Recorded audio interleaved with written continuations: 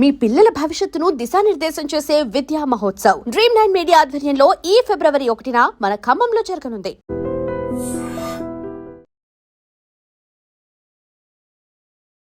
భాగ్యనగరం విశ్వనగరం ఇప్పుడు విషనగరంగా మారుతోందా? భాగ్యనగరం అభివృద్ధిలో దూసుకుపోతుంది అనుకుంటున్నాం, కానీ ఆ పరుగులో మనం పీల్చే గాలి ఎంత విషపూరితంగా మారుతుందో ఎప్పుడైనా గమనించారా? ఢిల్లీని వణికిస్తున్న కాలుష్య భూతం ఇప్పుడు హైదరాబాద్ ను కూడా కమ్మేస్తుందా? అక్షరాల ఇది నిజమేనని అంటుంది ఐఐటి కాన్పూర్ తాజా అధ్యయనం. మన హైదరాబాద్ కు ఢిల్లీకి పట్టిన గతే పట్టనుందా అంటే అవుననే సమాధానం వినిపిస్తుంది. ఇప్పటి వరకు మనం కేవలం ట్రాఫిక్ జామ్స్ గురించే మాట్లాడుకున్నాం, కానీ ఇప్పుడు మనం పీల్చే గాలి గురించి కూడా భయపడాల్సిన పరిస్థితి వచ్చేసింది. ఐఐటి కాన్పూర్ మరియు తెలంగాణ కాలుష్య నియంత్రణ మండలి సంయుక్తంగా చేసిన ఈ స్టడీలో తెలిసిన విషయం ఏంటంటే హైదరాబాద్ గాలిలో సల్ఫర్ డయాక్సైడ్ పరిమాణం ప్రమాదకర స్థితికి చేరింది.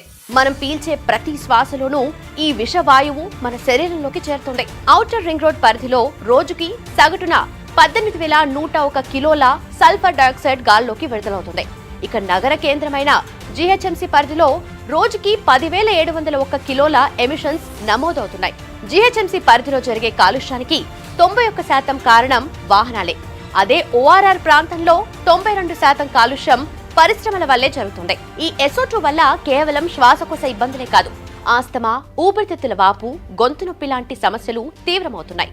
ముఖ్యంగా చిన్నపిల్లలు, వృద్ధులు ఈ గాలి వల్ల తీవ్ర ముప్పులో ఉన్నారు. నగరంలో ప్రమాదకరమైన సూక్ష్మ ధూళి కణాలు పరిమితికి మించి పెరుగుతున్నాయి. వాహనాల నుంచి వచ్చే పొగ, నిర్మాణ రంగం నుంచి వచ్చే దుమ్ము మరియు పారిశ్రామిక వ్యర్థాలు ప్రధాన విలన్లుగా మారాయి. ఉష్ణోగ్రతలు తగ్గే కొద్దీ కాలుష్య కారకాలు గాలిలో కిందకే ఉండిపోవడంతో ప్రజలు శ్వాసకోశ వ్యాధుల బారిన పడుతున్నారు. మనం ఇప్పుడే మేల్కోకపోతే భవిష్యత్తులో హైదరాబాద్ లో కూడా ఆక్సిజన్ పార్లర్లు వచ్చే ప్రమాదం ఉంది. నగరంలోని ఏ ప్రాంతంలో కాలుష్యం ఎంత ఉందో ప్రజలు తెలుసుకునేలా రియల్ టైం డాష్ బోర్డులను త్వరలో తెలంగాణ ప్రభుత్వం ఏర్పాటు చేయబోతుంది. మరి ఈ కాలుష్యాన్ని నిర్మించడానికి ఏం చేయాలంటే వీలైనంత వరకు సొంత వాహనాలను తగ్గించి మెట్రో లేదా ఆర్టీసీ బస్సులను వాడాలి. ఎలక్ట్రిక్ వాహనాల వైపు మొగ్గు చూపడం వల్ల ఎమిషన్స్ ను భారీగా తగ్గించొచ్చు. ఇప్పటికే 40 కొత్త స్టేషన్లను ఏర్పాటు చేసి గాలి నాణ్యతను నిరంతరం గమనిస్తున్నారు. ఇల్లు లేదా అపార్ట్మెంట్లు కట్టేటప్పుడు దుమ్ము బయటకు రాకుండా గ్రీన్ నెట్స్ మరియు వాటర్ స్ప్రింక్లర్స్ వాడటం తప్పనిసరి. హరితహారం లాంటి కార్యక్రమాలను వ్యక్తిగత బాధ్యతగా తీసుకుని ప్రతి ఒక్కరూ మొక్కలు నాటాలి. అభివృద్ధి కావాలి, కానీ మన ప్రాణాలను పణంగా పెట్టి కాదు.